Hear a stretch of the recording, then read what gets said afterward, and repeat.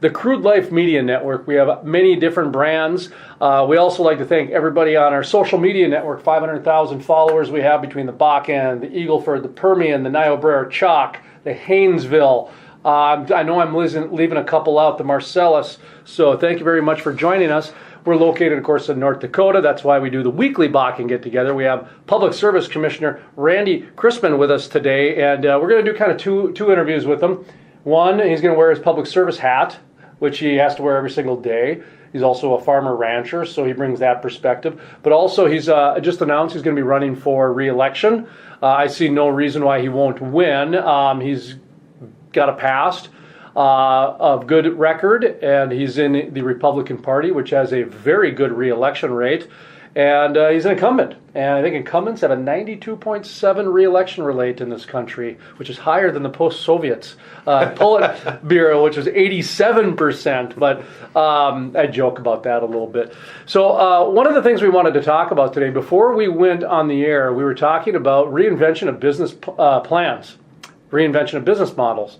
And I know I've talked about this in the past, which is John Gibson, former chairman of One Oak, and Harold Hamm, who's with Continental Resources, James Volker with Whiting, all told me through interviews that they were rewriting their business plan, essentially rewriting their entire business plan because of hydraulic fracturing and horizontal drilling. The combination and the success of the innovation of technology completely made them rewrite. That's why they say we're not about slinging chains anymore, and we have so many white-collar people on the drill sites now. But so what we did in the media, we had to reinvent our business model, just like everybody else. If you're in a company, in an industry right now outside of oil and gas and the media, I'm telling you right now, you're going to have to reinvent your business model. Because for one, oil and gas is one of the kings of the economy, and when they rewrite, you're going to have to. It all ripples. Do you know what I'm talking about? Absolutely. It all ripples through. And so we saw it in the Bakken firsthand with the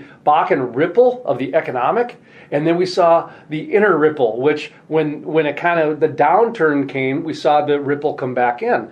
And the same thing happens through the logistics of a business plan. And so we were talking with the media and how you're now entering into a candidacy race. Yep.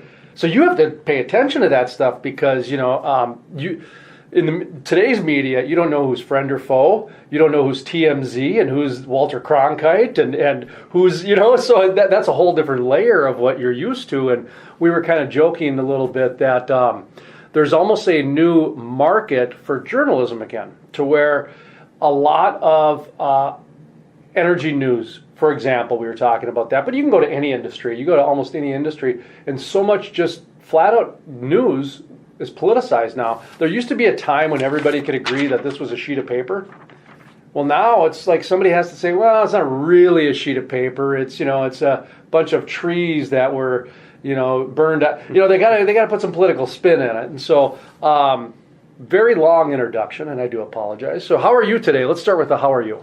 I'm doing just fine. We're having a lot of good things happen at the PSC. The political campaign is off to a good start, and you bring up some interesting topics on technology, and you talked about oil and gas or energy, the media. My former life, which I still like to dabble in a little bit on the weekends, was ranching, and the agriculture industry is also changing just as fast, whether it's different equipment, different grazing techniques, different marketing techniques, better use of genetics. So I don't think there's anything in the world that isn't changing quickly in this age that we live in. Are you seeing that blend in that? I mean, in energy, we're talking ag and energy had to go hand in hand through land. Right. Now, with some of the drones and the UAS technology, I do see another relationship forging. For example, precision agriculture.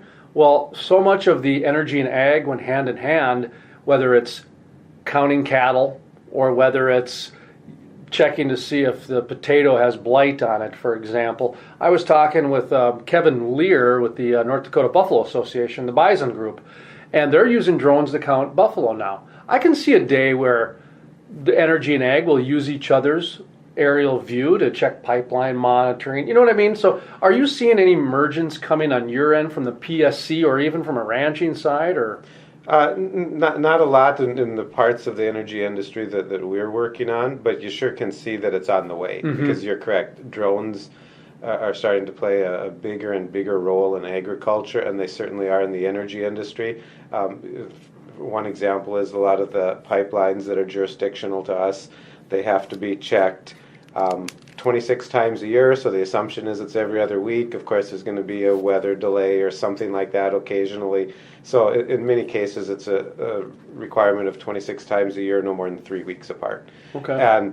And you know that they are moving already toward doing that with drones, as opposed to having a pilot and a photographer or an observer fly in all those miles of pipelines every time at fairly low levels. It's not exactly even the safest type of flight. It's a very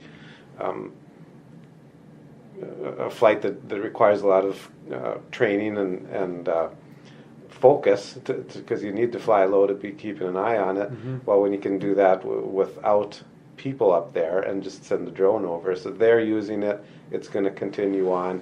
And yes, certainly the same aerial views that check to see whether there was any evidence of a underground pipeline leak could also be used to be checking the farmers' crops too. And so I'm certain that as we go, you're going to see more and more of a merger there.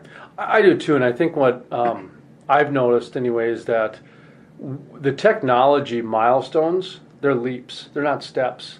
And when they can layer in so much of that data, you take these huge leaps. And so like I could, a couple of years ago, I remember sitting in Bismarck, and it was Petroleum Council was there, and I think Lynn Helms was there, and they were talking about getting a grant, and they were hiring a crop duster to check pipelines. And I thought, wow, we are really behind the times here. Well, then the next year they started integrating into drones. Well, that's a quick leap. That's a huge leap is what I'm saying at that. So it was, to me, it was kind of like when back in the publishing days when I first got in the magazine business, we used to lay out the magazine by hand with tape and on light boards. Well, then the next year came the digital revolution. I'm really glad I got to do the old way, because then it made me appreciate and understand the new digital way. And I think that's kind of what happened with a lot of the drone stuff. We become more appreciative of the drones because the precision that it can bring. I mean, I don't know about you, Randy, but I would think a pilot is more concerned about his safety in the air than checking pipelines. And one of the ways that we're using it right now at the PSC and the legislative session last year in 2017 did allow us, we were able to buy a drone for our coal mine reclamation team. Oh. And, it is a huge time saver for us, and also a safety feature, because a lot of people don't realize anymore, but a big part of our agency is the coal mine reclamation. We go out and do hands-on inspections, look at how they're handling topsoil, for instance, and make sure it's not eroding. Look at how reseeded land is taking off. Look at their sediment ponds, making sure there's not erosion. Well, if the feature that the inspector wants to check is 3/4 of a mile away and over the top of a big hill, and there's some rough terrain in there, we used to send them out on ATVs or sometimes with pickup trucks or something to go out and visually check that to make sure that everything is being done appropriately.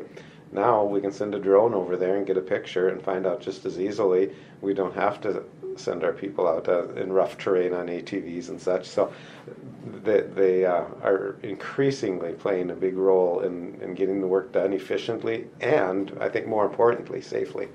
So I'm going to ask you about leadership. One of the things that we were talking about is the reinvention of business plans. And then I've asked this to Senator Hoeven, as well as Governor Burgum, Lynn Helms, several others. Since there's so much reinvention going on with business plans, and whether you can look at it as a leader is an industry or not, because I look at it as they are. I mean, most times a leader in an organization stays a leader in other organizations, if not their own, for their life. And you take a look at some politicians, and they're 30, 40 years in office. So it's almost like leadership can become an industry for a lot of different people. With that being said, I'm on record saying I think leaders need to reinvent their business plan right now. What do you make of that? Do you think, you're a politician, you're a leader, you're a public service commissioner. Do you think that people should be reinventing how they lead or how they communicate or how they digest, how the standard way of leading is? Do you think, do you understand what I mean by that? I do, and I think people are really forced to. I think the people who don't evolve and continue moving forward, making those changes, in the current environment that we've seen in the last decade or so, are not going to stay in office long. And so you need to be making those changes. I know at the commission, even just in 5 years and a month now that I've been there, there's been a lot of changes. And if you look at the chart of people we have there, we have slightly less people than we had when I started. Wow. But we have a number of people who are doing things that weren't being done 5 years ago, and some of the things that we used to be doing are no longer filled. And so the number has stayed pretty close, although it has lessened. But there are a lot of changes that have occurred over there in 5 years, and you need to. As we talked about before, with all the technology, the way the people that we work with at the commission, the way things are changing, as soon as we start standing still, we're going to be falling behind. So we have made sure that that's not happening. And one of the things in oil and gas right now that's going on is there's, and other industries too, succession planning. And you're talking about leadership. Well, succession planning is all about instilling proper leadership. And Steve Swantek with Gate City Bank, he came out not too long ago and kind of reminded everybody that his retirement's coming up in 2020, and so he's got to start his succession plan now. Oil and gas, they have the same thing going on where like 70% of the industry is retiring over the next 5 to 10 years. And they're a little concerned about, say, the millennials or the Generation Xers on, are you going to respect the industry that we've just created? And so I look at the succession planning, I look at, how we communicate and how we've actually educated even our younger people to where some places don't even teach handwriting anymore. So that's how I look at the reinvention of leadership. Technology has become such a disruptor. I know Governor Burgum likes to use that term a lot, disruptor, but he's right. It's disrupted the way we teach, disrupted the way we communicate. In fact, I still have a flip phone on purpose, just because I don't want to go to that handheld yet. And I got to switch because some guy took a picture of me, like a museum type thing. Not like in encouragement, like, hey, look at this guy's still got a flip phone. So what do you think about that and how to have the generation that's going to be retiring over the next 5 to 10 years, how do they do the succession planning or the communication to that younger generation? It's interesting because it's something that maybe I didn't give a lot of thought to until I came to the commission. I was ranching, and my succession plan was, getting through the next year, right? There's no 401ks or retirement plans on the ranch. You just take care of yourself and try and get through another year. How many calves did we have this spring? Yeah. And what are they going to be worth? So I come onto the commission, and one of the first things that I observed, but I had worked with them through the legislature, and so I knew that there were a lot of people who had come on in similar time frame. We're facing quite a few retirements in the next few years, and that's no surprise or anything, and it's the same reality that a lot of the industries we work with are facing. And so that was one of my immediate concerns. It has been thrilling to see, as we've started some of that turnover process, that the young millennials, there are some fantastic people in that age demographic. It's not just the ones that you read about in the paper getting in trouble. There are all-star young folks, and some of our newest hires who are very young come in, and they not only have the skill set to do the job they were hired to do, but they seem to quickly be able to understand what everybody else in the agency is doing as well, because they have that ability to learn through all the ways all the avenues that modern technology provides us to learn from. And so some of our all-stars are some of our youngest employees too. So there's good folks coming up. And I know you said you wanted to talk about the campaign more later separately, but integrated the two kind of incorporate. I did my announcement last week and was in Fargo and spoke to college Republicans last night as far as Republican district conventions was in Grand Forks, and so another town with some younger people, and there were a bunch of college students there. Any one of those, you would just hope that at some point you have an opening in your agency that they're going to fit in and that they might be interested in your opening as their career path, because there are some fantastic young folks coming up. You know, you mentioned that you made the announcement on the east side of the state. And I've said before in this program and many others, and this is no secret, that the majority of the population, if you draw a line probably through Valley City, it used to be Jamestown, but probably Valley City now, north-south, that's 55% of the population is east of Valley City. The cowboys, oilmen, sodbusters, ranchers, we were hoping that the east versus west argument would go away, you know, that sort of thing, especially with the oil boom, because that really connected the state like no other industry has in the past. Ranching did a little bit, but you still had ranchers and crop people, you know, farmers type thing. So there was that kind of that little bit of the bravado, rubbing each other and that sort of thing. Talk to me about the East-West Connect here a little bit from the power side of things. I mean, your East-West Connect goes down to Minneapolis with XL Energy a lot of times, so you go really far east. The world of energy is connected to the university system. It has connected Fargo either through Fargo Tank or whatever is servicing the oil company. You can go up to R&R Industries up in Grand Forks, just to name a couple there. Talk to me about the East-West Connect and how important it is that the state understands how they need to be symbiotic and they need to coexist. Do you know what I mean by that? Because there is that Hatfield-McCoy from time to time with East versus West. I thought we were over it, but then a few months ago, the Wall Street Journal comes out with this story where it's a bunch of East versus West stuff. And so I wanted to bring that up and just say, what can we do not to perpetuate that, but to remind people that's long gone. That's old. That's where we've reinvented ourselves as leaderships, and here's how to think. So, you know, it should be long gone, and the reality is, in my time in the legislature, and I was in the Senate for 18 years, those kinds of battles erupted when I first came in. They had been going on a long time before that. They continue today in all kinds of walks of life. That happens, but I really look at those as more like the kinds of battles that erupt within a family from time to time. You have really more than a couple people, and there's going to be little power plays and that sort of thing. It's just sort of the human nature. I think in North Dakota, the people in the West understand that our food that we produce, the energy we produce, doesn't really do us much good if we don't have a population base to sell it to. And so we need this population base down there.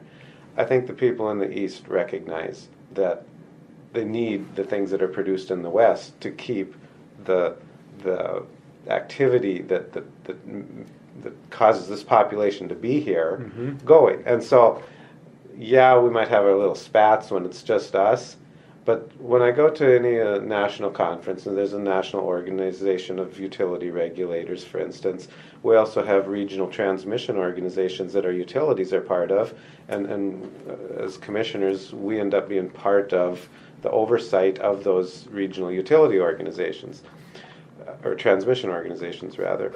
So you get out of state and you start talking to utility regulators from other states, or in my older days to legislators from other states, and you see really how united we are here. It's easy to find the little things that we might squabble over, but really North Dakota, I think, has a pretty solid view on the world. And, compared to what you get if you compare North Dakotans in general to either of the coasts, we are, I think, a pretty strong culture as North Dakota as opposed to two cultures, Eastern and Western North Dakota. I know in the state a lot of times over the past decade, specifically the last 5 years, we've talked about as a state being very business friendly, climate, etc. One of the challenges by North Dakota Governor Doug Burgum, as well as Lynn Helms to a certain degree, is these big natural gas projects that need to come online for the Bakken to take that next big step. One Oak, Hess, Targa, they just announced in the past probably month and a half, these projects are on the books, or have you heard anything at the PSC, or is we still in press release mode, But you know what I mean, there's two major natural gas projects that were just announced in the last month. So where are we at with those? Yeah, it is moving forward, and just to kind of start at the basics, the natural gas just kind of comes as a byproduct of the oil almost. Very little of it is actually pursued. It comes with the oil, and it ought not be wasted. And so some years ago, the Industrial Commission put a goal for them to get to flaring no more than 15% of that. And I think that continues to ratchet down in future years. They're kind of right on the bubble. A lot of investment has gone into the oil patch in order to capture that gas. But then once you capture it, you have to do something with it. So that involves processing plants. They're very expensive. Then once it's processed, you have to ship the product somewhere where it's going to be used. And so these things don't just happen overnight. And there's rights of way to acquire and all those things. So they don't happen overnight, and they don't happen without a great deal of cost. So they've made progress. They're right on the bubble at that 15% flaring level. But as things continue to progress, and unless you look at just the most dismal projections, this is going to be a oil and gas play that is going to continue to grow. And so there is a strong demand for a lot more natural gas pipelines and processing facilities. So what we have going right now is there are sited natural gas processing plants. If they're sited already, they can do their expansions, and it doesn't really involve us so much. We have 3 that we're aware of that are looking at big projects. 2 of them are small, non-jurisdictional plants, and they want to add on facilities that would bring them over the threshold. So we have applications for new siting for 2 of those. One is the Targa, and actually that hearing is next Thursday, and the commission worked very hard to juggle schedules around and get that hearing moved up. The next alternative date was in late March, and in hopes that if everything is in order, that could proceed for them, because they would like to start as early as possible and take advantage of summer construction time. So it's one of the things that I feel is important as a regulator. If we can, whatever our decision ultimately is, we want to get to it as quickly as possible. And so we did a lot of change and got that hearing date moved up. Then there's the Hess plant that you mentioned. We've not gotten an application on that, but it seems very familiar to a processing plant that we cited a couple of years ago already, and frankly I'm pretty sure it's the same thing. And they had put it on hold, and now they're announcing this, but we haven't confirmed that. Maybe they've made a bunch of changes that will require a new hearing process, so not really sure of that. And then One Oak has an expansion of a facility that again is there's a small facility there. It's non-jurisdictional, so it didn't require siting, but what they want to add to it would in fact require the whole siting process. We have that application that's a little further out yet. Okay. Then there's also pipelines in the play too that are going to be needed to hook these things together to, once it's processed, well, then you have your liquid products and your gas, and all that has to go somewhere. So those are, in most cases, those are separate siting projects then. So they got to site the building, and then once the building's sited, they got to come back and say, now we got to transport it, so we got to site the pipelines now. And sometimes those are done in conjunction with one another. If one company is doing both things, they come in and do them all together. But sometimes you could be building something and relying on someone else to do contract shipping, and so the pipeline application might come from elsewhere. So I'm going to ask you about coal. Just a couple more questions here. I was going to ask you coal because that is a topic that is going to be more and more involved with oil and gas, mostly natural gas, of course. They're trying to integrate those energies a little bit more in. What, 90% of the state's powered by coal, something like that. 95 probably. I don't know. Who knows? A lot. What's going on with coal? For a while there, it certainly seemed, anyways, that there was an agenda to shut coal down, which I found very odd because the amount of money that we've put into ethanol and wind and solar, man, they got some really good clean coal technologies going. I mean, imagine if we invested half of that into coal. I mean, with the abundance of coal. Sorry, I didn't mean to soapbox there for a second, but what's going on with coal? Because I don't think people understand how important coal is. Well, I think it's a lot of times confusing because there's really two answers to that. If you're talking about coal nationally, it's a completely different answer than when you're talking about North Dakota lignite coal. That's true. That is true. And it's just two completely different ball games. Nationally, most of our coal is a much better coal, much better quality coal. However, it's nowhere near population centers, and so it has to be transported all over the country, and at that point, it becomes far less efficient. That coal, nationally, primarily Wyoming and Montana, but also Pennsylvania, West Virginia, that is declining rapidly and would be declining much more rapidly, except for they are shipping quite a bit more overseas. The countries that point to us as putting up too much CO2 into the atmosphere are buying our coal and building power plants and becoming more efficient manufacturers than us in some cases. Now, North Dakota coal is really a different answer. It's a less quality coal, and because of that, years ago, it was already seen that you can't afford to ship this stuff all over the country.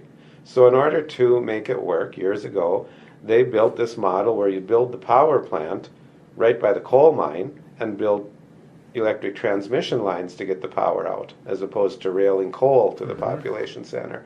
So we have a network of electric transmission lines, we have our coal plants, and they are so efficient because you're not railing coal all over the country that when it comes to baseload power, and I, in most conversations, add nuclear in with the coal because those, as well as some baseload natural gas plants that are in existence that are built in a way that they're made to chug along almost just 24/7. So among those, the coal is probably the most efficient there is. And so North Dakota has not seen the big decline. We've had one plant closure.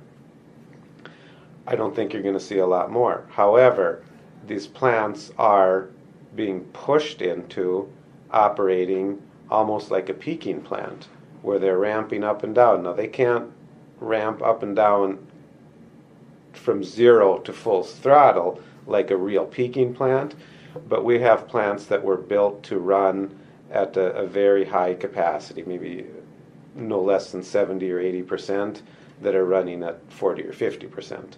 And that is actually, it's bad for our emissions because per unit of electricity produced, you're putting out more emissions than if you were running them full speed ahead all the time. It's also poor for their efficiency. They're paying the same people, and so it drives up their costs a little more each time you throttle them back.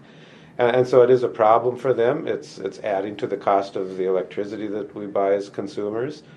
But the fact of the matter is as we add more renewables to the system, they're using a lot of the same transmission lines, and the power is purchased by the utility providers off the grid at the variable cost. And at any given moment, if the wind is blowing well, that's the lowest cost because there is no fuel there. And so at that point, the power plant doesn't make any money. Right. And so they're in a struggle, but like I say, we've had the one shut down, and I don't anticipate more coming quickly. We have a couple of quite old plants that I expect are probably not going to be there in the very long haul, in 30 or 40 years. Are they talking about natural gas will be able to help coal quite a bit? Because I know Tony Clark was telling me a few years ago that they're just tied at the hip now. they have to be for either base load or whatever or supplement. But Well, the natural gas, you really have two types of natural gas plants. You have peaking plants and you have baseload plants. All the natural gas that we have added in North Dakota are peaking plants. We don't have a baseload natural gas plant here. So they have not displaced any coal themselves. However, the natural gas peaking plants that have been built here basically go hand in hand with the wind. Okay. When the wind's not blowing, So they the- ramp those up quickly and thus continue to provide the power that's needed with natural gas instead of wind. So the way they're using natural gas with coal plants nationally, we're using them for wind here. We're matching them up with wind. In theory. In like the eastern part of the country, the problems that Pennsylvania coal and West Virginia coal are having, that's a different thing. In those states, they are building baseload natural gas plants. Okay. And a lot of your viewers and listeners, it's complex, but they need to understand there's a difference in these natural gas plants. A baseload plant is more like a coal plant, or I think that's something that people understand, but more like a diesel engine. It's made to be brought up to speed, run at pretty much full power, and just go hour after hour, day after day, just for an occasional maintenance. The peaking plants, they're made to ramp up and down in just a couple minutes notice. However, the electricity you buy from a peaking plant is much more expensive than from a baseload plant. Right. And so you don't want your peaking plant. You want them to be there, but you hope that they're seldom used. Campaign's coming around the corner. What do you got coming? What are you running on in terms of energy and PSC? And what's broke? What needs fixed? And what doesn't need to be fixed from the PSC? You spent some time there, so you should kind of know what you want to fix and what you don't want to fix. I have, and when I ran for this job in 2012, I kind of got into this because, again, your viewers and listeners should know when I was in the Senate, I was from out in coal country and out in the energy patch. And I used to hear from a lot of people in 2012, and also you got to turn the clock back, 2 of our 3 public service commissioners were leaving that year. It was pretty well known that we were going to lose one to the Congress and one to the Federal Energy Regulatory Commission. Tony Clark, that you mentioned earlier, was leaving. And there was a lot of concern with regulations coming out of the Obama administration, and there was concern that if the Democrats took control of the PSC, that they would probably turn it into another EPA. And I said, elect me and I'll make sure that the Public Service Commission is in fact serving the public. And it's what I continue to promote. And so what do I mean by serving the public? To me, it's making sure that consumers are getting reliable service from regulated monopolies, your electric and gas service, for instance. And I feel good about what we've achieved there. Our residential electric and gas rates in North Dakota are among the cheapest in the nation. By serving the public, I meant our safety programs are well run. We have a rail safety program, gas pipeline safety program.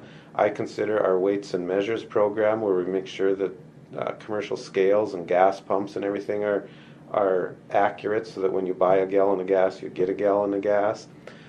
Those kinds of programs that we do are efficient, they're effective, we're getting the job done for the people. I felt that serving the public means making sure that the coal mine lands are restored so that they're productive and beautiful again.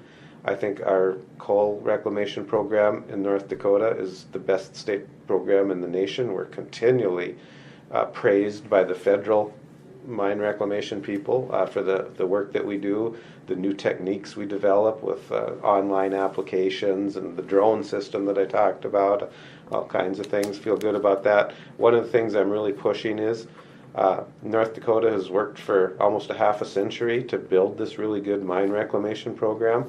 I want to make sure we're doing the same things for wind farms. Someday they can talk about refurbishing these wind turbines, but someday everything becomes obsolete. Whether it's 10 years, 40 years, 100 years, 1,000 years, I don't know what it is, but they're going to become obsolete. And some future generation shouldn't have to deal with hundreds of thousands of acres of obsolete wind turbines and then still have the expense of keeping them lit up so that aircraft don't hit them. So that's something I really have been working on. But just like the coal reclamation program took decades to build, this isn't going to go quickly either. So I want to keep working on that. And probably lastly, and one of the things that you talk a lot about, the other energy industry, the oil and gas and that sort of thing, a big part of our work in these last 5 years, and I expect in the next 6 or 7 years, is the siting of that other energy infrastructure that's jurisdictional to the PSC. It's important to me as a rancher to make sure that when we're siting these things, that the will and the rights of landowners are respected. It's our job when we're siting these things to make sure that the environment and cultural resources are taken care of. I want to make sure that we're doing our part to see that North Dakota's economy is growing, and these projects certainly provide growth. I want America's energy system to be more independent of the rest of the world. We're accomplishing that. I feel good about this statistic. In the 5 years I've been on the commission, we have approved, through a long, complex process, $8.5 billion worth of energy infrastructure. That's almost $150 million per month average. Those are all projects that were thoroughly vetted to make sure they met all of the requirements regarding cultural resources and the environment and the landowners and local political subdivisions. I'm feeling good about that. I want to continue doing it for 6 more years. $8.5 billion of approved energy infrastructure. In 5 years. And there's more to come. A lot more on our table. That is a unbelievable number, really, when you think about it. You know. In fact, the 3 gas plants that we just talked about a few minutes ago, together probably are another well over $400 million, maybe $500 million.